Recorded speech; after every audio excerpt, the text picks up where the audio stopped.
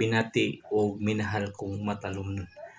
Sa mga negosyante nga ganahan magnegosyo dire sa lungsod sa Matalom, welcome mong tanan nga mo invest og business dire sa mong lungsod.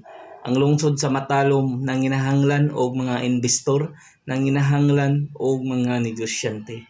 Nya ato gayong suportahan kanunay ang atong bag-o nga Mayora Elvira E. Pahulio, sa atong Vice Mayor Eric S. Pahulio, sa tanang konsehales sa lungsod sa Matalom, sa mga barangay opisyalis ato silang tabangan pod aron mas daghan pang mahimo nga mga programa nga gihimo para sa katawhan ug ang kalambuan diri sa lungsod sa Matalom.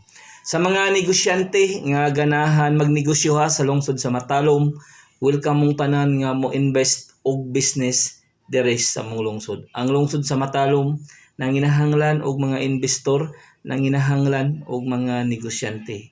I hope nga inyo kong tabangan og suportahan sa akong advokasya ang pagpadaghan sa mga negosyante diri sa lungsod sa Matalom. Iko Pipi Bisyo nga motabang sa kalambuan diri sa lungsod sa Matalom.